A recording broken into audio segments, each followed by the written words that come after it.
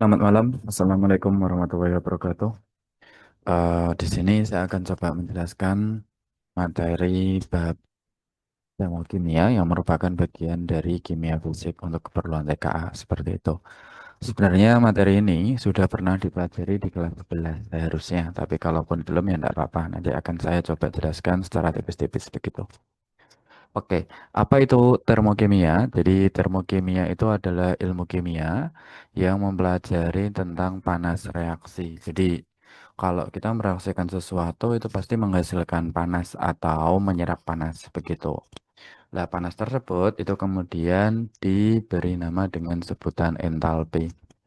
Dalam sistem entalpi, kita akan mengenal dua istilah yang perlu teman-teman tahu, yaitu yang pertama adalah reaksi endoterm, yaitu reaksi yang sistemnya itu menyerap panas, dan reaksi eksoterm, yaitu jenis reaksi yang sistemnya itu melepas panas.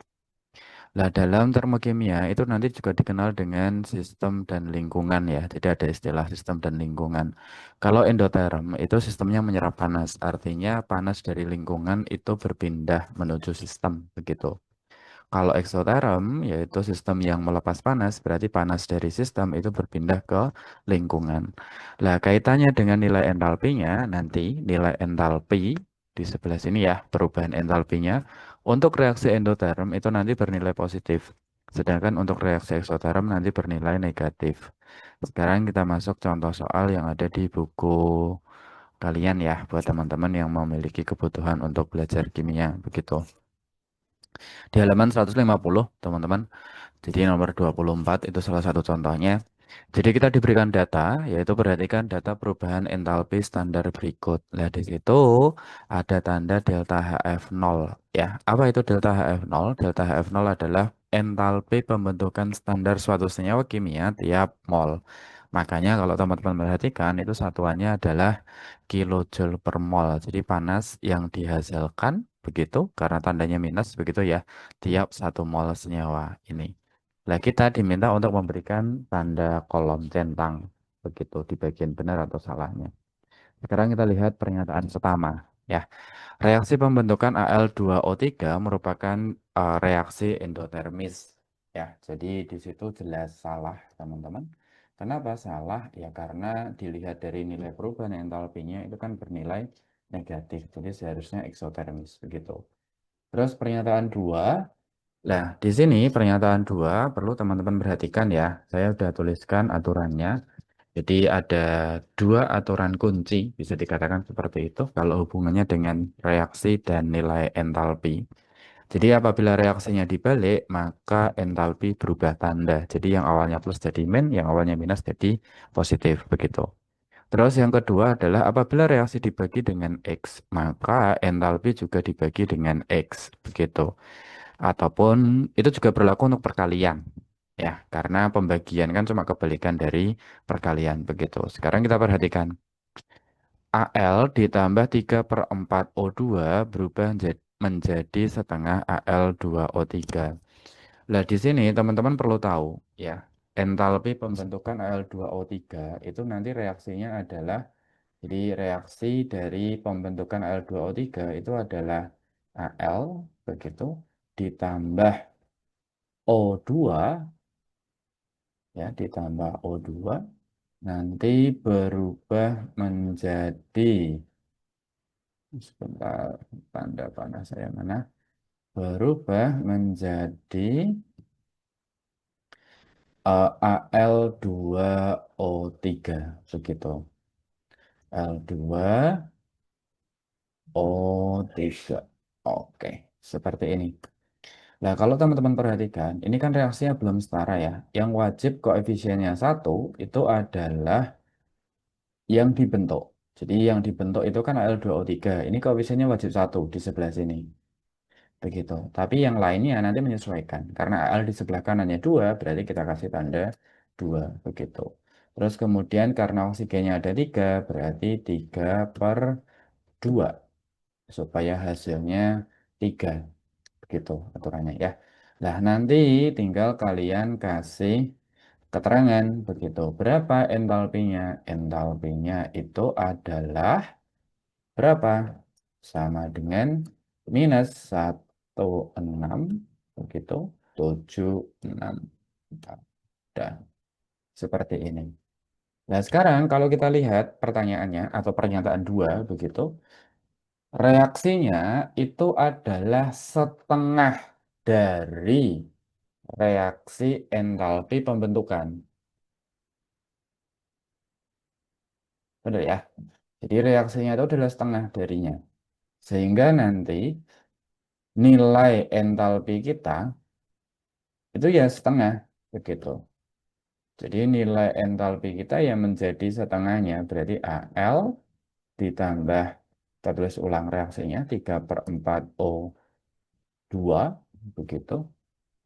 3/4 O2 nanti berubah menjadi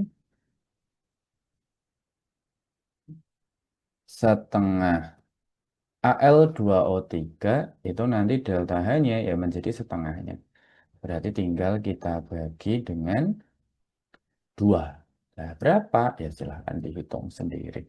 Harusnya minus 838. Begitu. Ya, itu untuk pernyataan keduanya. Sekarang kita masuk pernyataan ketiga. Untuk pernyataan ketiga, jadi kata kuncinya di situ adalah jumlah entalpi selalu sebanding dengan jumlah mol. Begitu. Nah, kita di pernyataan dua, kita udah punya reaksi. Reaksinya seperti ini. Begitu kan? Jadi kita punya dua reaksi. Lah, pernyataan tiga berarti tinggal kita selesaikan. Gitu saja. Berapa mol? Di situ keterangannya reaksi pembakaran 54 gram aluminium. Begitu. Kita tahu bahwa AR-nya AL seharusnya nanti diketahui. Teman-teman jadi nggak usah khawatir. Itu 27. Begitu. Jadi jumlah molnya itu berarti ya sama dengan 54 dibagi dengan 27. Berarti sama dengan 2 mol. Nah, di sini gitu. Kenapa kalimatnya itu dia bilang reaksi pembakaran? Karena Al di sini dia direaksikan dengan O2. Begitu. Jadi ya boleh di dalam satu reaksi itu boleh dimaknai sebagai pembentukan Al2O3, boleh begitu. Boleh juga dimaknai dengan pembakaran zat yang dibakar. Yang dibakar yang direaksikan dengan O2 itu adalah Al. Nah, selesai sudah berarti jawabannya berarti ya di sini sudah gamblang ya reaksinya. Al yang dibakar di sini berapa? Begitu. Al yang dibakar adalah berapa di situ? 2 karena koefisiennya 2. Begitu. Ya. Jadi aluminium yang dibakar 2 mol. Gitu. Jadi ya melepaskan berapa? Melepaskan 167, 1676 kilojoule. Sehingga pernyataannya di situ benar. Oke, baik. Cukup ya. Mudah ya. Gampang banget. Lanjut. Oke, kita masuk pernyataan atau pertanyaan kedua.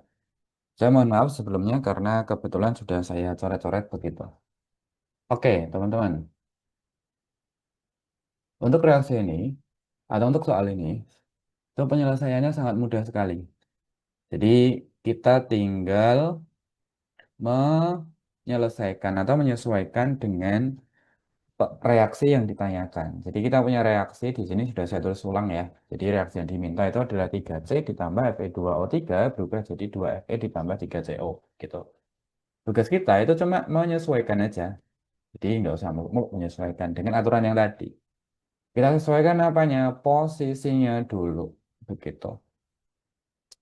Oke, kalau kita perhatikan di reaksi satu, teman-teman, di reaksi satu yang diketahui di soal itu ada Fe2O3.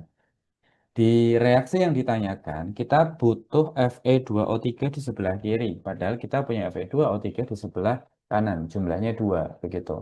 Nah, supaya jadi satu gimana? Berarti reaksinya kita bagi dengan 2, begitu. Dan juga reaksinya harus di balik karena awalnya letaknya di sebelah kanan terus kita butuhnya di sebelah kiri begitu. Dah, berarti tinggal kita tulis saja ulang. Berarti Fe2O3 misalkan reaksinya tak balik begitu ya. Terus kemudian berubah menjadi, wah, ini tak copy saja, berubah menjadi dari reaksi yang diketahui ya, saya dapatnya ya. Berarti 2Fe begitu ditambah 3/2 O2, ya kan? O2 kan seperti ini. Kalau reaksi satu kita balik terus kita bagi dengan 2. Deltanya berapa? Yang awalnya minus berarti jadi positif. Begitu. Ya, tinggal plus terus 822. Oke, sekarang kita perhatikan reaksi yang kedua.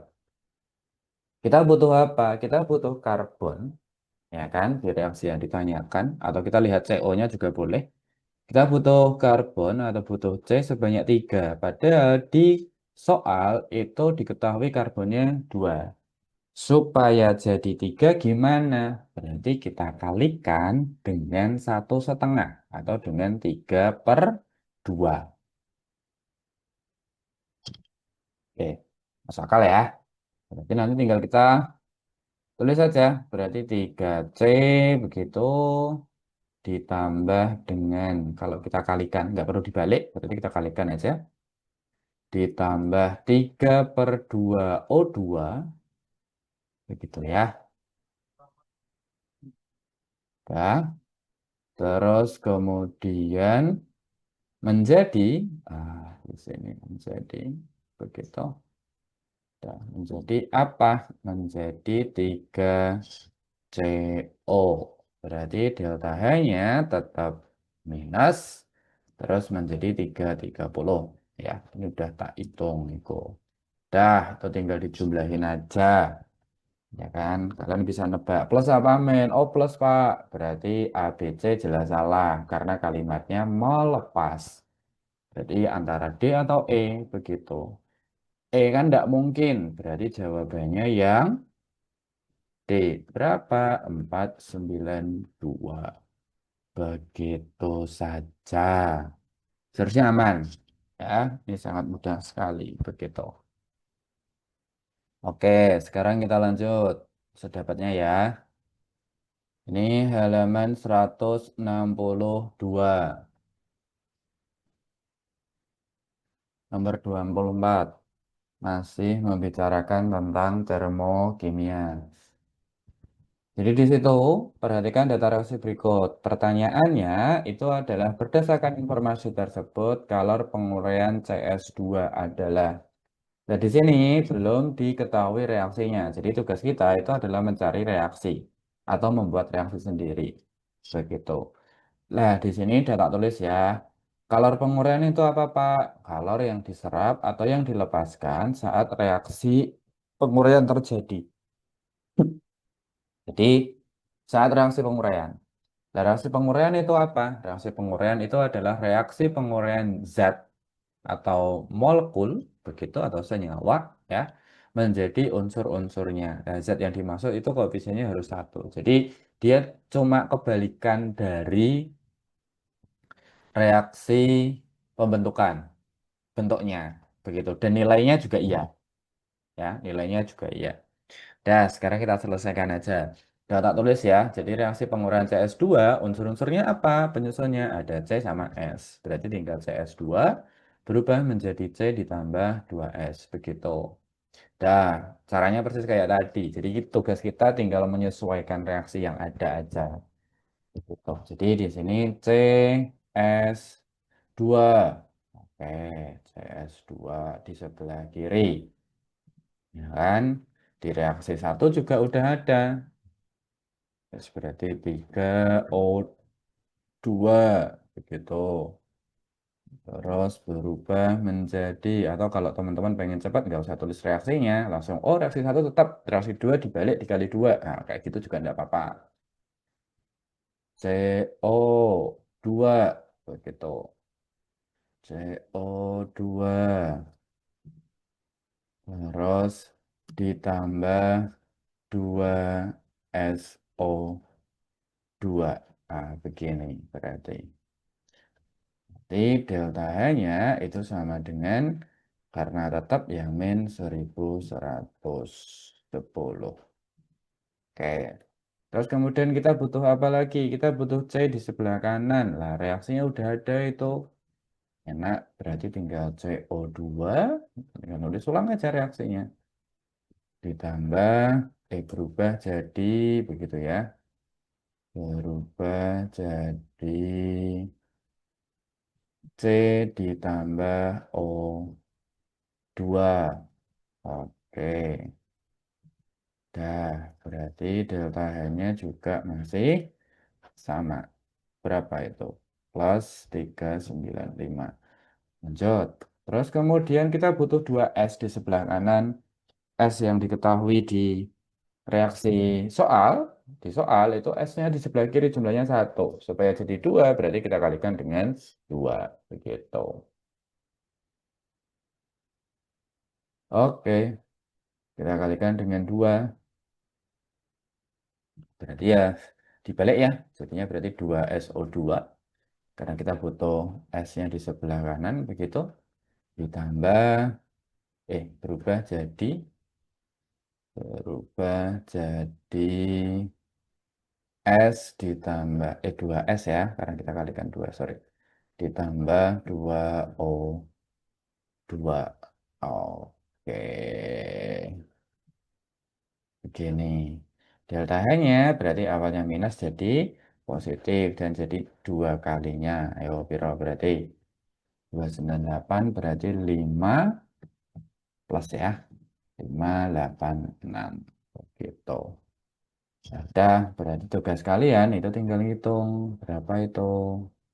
Begitu ya. Tinggal hitung. Gak usah malas-malas. Jadi silahkan dihitung sendiri. Seharusnya sih masih minus ya kayaknya ya. Minus terus belakangnya 9. Oke, jawabannya ada 2 berarti 1, 1, 9. Begitu. Oke.